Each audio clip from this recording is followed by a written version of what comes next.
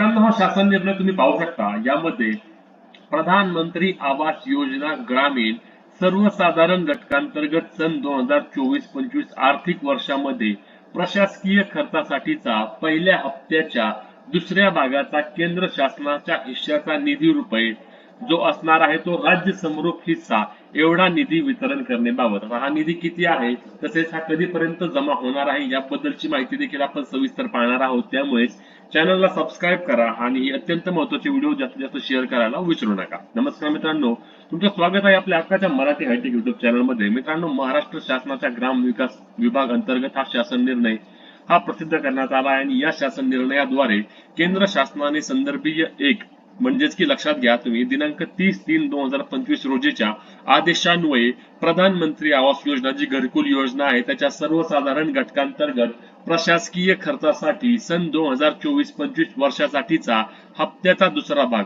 पहिला हप्ता हा जवळपास सर्वच लाभार्थ्यांना मिळाला आहे। सर्वच लाभार्थ्यांनी आता त्यानुसार स्वतःच्या घरकुलाचे काम देखील सुरू केले आहे आणि त्याच्या आता दुसऱ्या हप्त्याचा म्हणजे पहिल्या हप्त्यात दुसरा भाग म्हणून रुपये 7,67,00,00,000 रुपये एवढा निधी वितरित केला आहे। म्हणजेच की आता लवकरात लवकरच हा निधी लाभार्थ्यांच्या बँक खात्यावर देखील जमा केला जाणार आहे। तसेच सदर निधीस अक्षरी रुपये 5,11,33,300 एवढा राज्य समरूप हिस्सा देखील अनुज्ञेय आहे आणि मार्च 2025च्या अर्थसंकल्पीय अधिवेशनात पुरवणी मागणीद्वारे मंजूर करण्यात आलेल्या तरतुदीमध्ये तसेच वित्त विभागाचा संदर्भ क्रमांक 3 मधील दिनांक 17/3/2025च्या शासन निर्णयास अनुसरून केंद्र हिस्सा रक्कम 7,67,00,000 रुपये अशी आणि राज्याची रक्कम ही 5,11,00,000 असे एकूण 12,68,33,333 रुपये इतका निधी खर्च करण्यास व अर्थसंकल्पीय वितरण प्रणालीद्वारे वितरित करण्यास शासन मान्यता देण्यात आलेली आहे।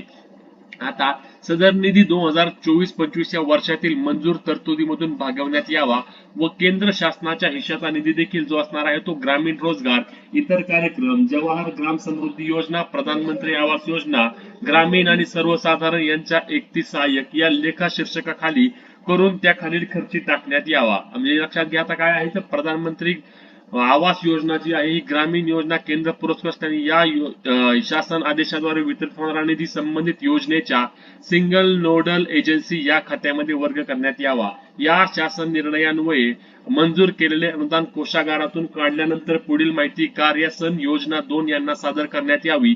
यामध्ये काय काय करायचं आहे तर मंजूर केलेली रक्कम, कोषागारातून काढलेली रक्कम, त्यासोबतच रक्कम काढल्याचा देयक दिनांक अशी सर्व माहिती देणे बंधनकारक असणार आहे। आता सदर अनुदान ज्या प्रयोजनासाठी मंजूर करण्यात आलेले आहे त्याच प्रयोजनासाठी खर्च करता येणार आहे याची दक्षता घ्यायची आहे आणि सदर शासन निर्णय हा वित्त विभागाकडील शासन परिपत्रक असलेल्या दिनांक 17 मार्च 2025 अन्वये केंद्र पुरस्कृत योजनांतर्गत निधी वितरणाबाबतच्या अटी व शर्तीनुसार तसेच विभागास प्रदान केलेल्या वित्तीय अधिकारांतर्गत निर्गमित करण्यात येत आहे। सदर शासन निर्णय महाराष्ट्राच्या www.maharashtra.gov.in हा जे महत्त्वाचं संकेतस्थळ आहे आणि जे एकमेव संकेतस्थळ आहे त्यावर उपलब्ध करण्यात आलेला आहे आणि यावर महाराष्ट्र राज्यपाल यांच्या शासनाद्वारे आदेश देखील आहे। म्हणजे लक्षात घ्या की दुसरा जो हप्ता असणार आहे यामध्ये स्पष्टपणे सांगण्यात आले आहे पहिल्या हप्त्याचा दुसरा भाग म्हणून जवळपास 12 कोटी रुपये आता मंजूर करण्यात आले आहेत आणि लवकरात लवकर हा जे लाभार्थी आहेत त्यांच्या बँक खात्यावर निधी वितरित होणार आहे। त्यामुळे ही अत्यंत आनंदाची बातमी असणार आहे। ही महत्त्वाची बातमी जास्तीत जास्त शेअर करायला विसरू नका